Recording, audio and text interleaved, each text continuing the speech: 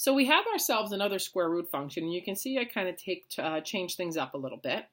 And the nice thing is what we want to do is we want to find out what is our domain restriction, because we know this inside has to be greater than or equal to 0, hence it's got to be positive or it can be 0.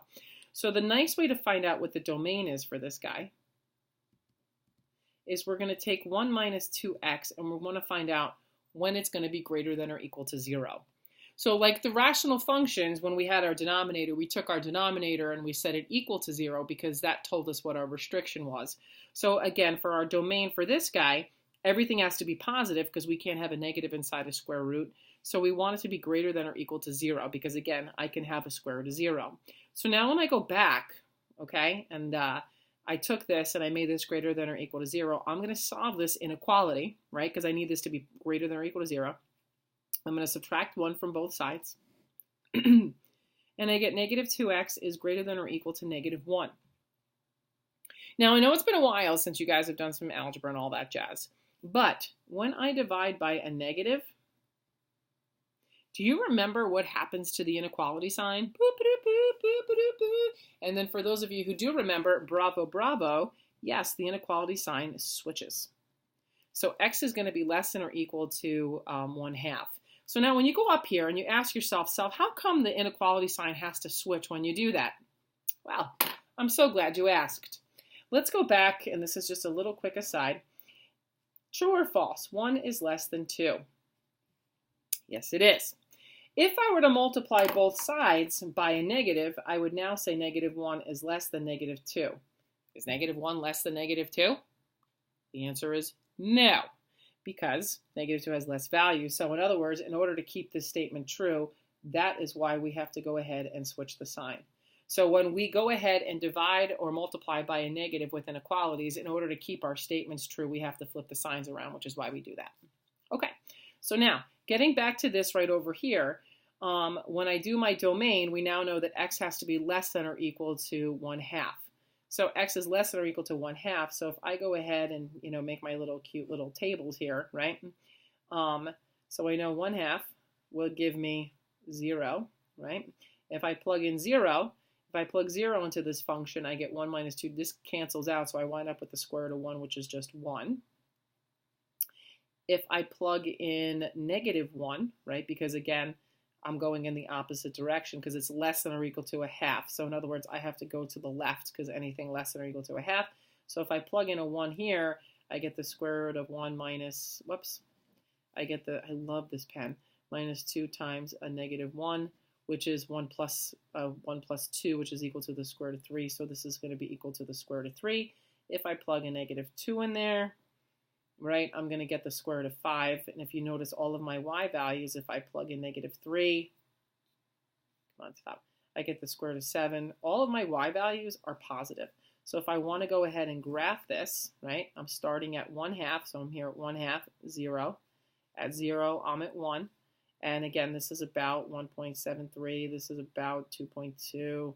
This is about, it's got to be like 2.6 or something like that. These numbers, again, are growing, but you're just going in this direction. So in other words, you have a graph that looks like this, but it's just going in the opposite direction, okay? It's always nice to know what you're graphing and what you're looking at. But again, these y values are growing pretty slowly, all right? They're not doing anything as quickly as like a quadratic would. Like, how our parabolas go woo, way up there, okay? So now I want to get the general slope. So I have to find out what my f of x plus h is. And by the way, if I were to find the slope between any 2 points on this graph, you should realize your line is falling, and therefore we should come up with a negative answer. So again, we're going to do 1 minus 2 times x plus h. So this is going to be equal to the square root of 1 minus 2x minus 2h. Again, you got to distribute that negative sign through. So now we're going to do our general slope. Okay, so we have the square root of 1 minus 2x minus 2h minus the square root of 1 minus 2x all over h. And again, when we're dealing with radicals, our goal is to multiply by the, you got it, the conjugate. So if I'm you, and you are fabulous, you want to ask yourself, what is the conjugate of this guy right over here? And I hope you're all saying it's going to be the square root of 1 minus 2x minus 2h plus the square root of 1 minus 2x. And then over, again, we're going to do the square root of 1 minus 2x minus 2h plus the square root of 1 minus 2x. Because, again, we're multiplying this thing by, this is a really funky form of 1. I hope at this time you're saying to yourselves, put that in parentheses. Yes. Parentheses, parentheses, parentheses, parentheses, parentheses. Okay? And again, remember, when you multiply by a conjugate, you get to disregard the inner terms because that and that and that and that are going to cancel. So when I multiply out, I'm going to do this term times that term. And remember, the square root of this times the square root of this is just simply 1 minus 2x minus 2h minus. And then the square root of this times the square root of this is 1 minus 2x. Boop, boop, boop, boop, boop, boop. Please tell me you're going to use parentheses because this is going to be 1 minus 2x, okay? And that's going to be all over h times the square root of 1 minus 2x minus 2h plus the square root of 1 minus 2x, okay? And again, remember, if you're a badass mathematician, you keep going. What do? You keep going. So distribute that negative sign through. So now you have 1 minus 2x minus 2h minus 1 plus 2x when you distribute that sign through. And now you have h times the square root of 1 minus 2x minus 2h plus the square root of 1 minus 2x. Boom, like so. So now, again, the 1's cancel, the 2x's, everything goes away except that negative 2h upstairs. So now we have our negative 2h upstairs.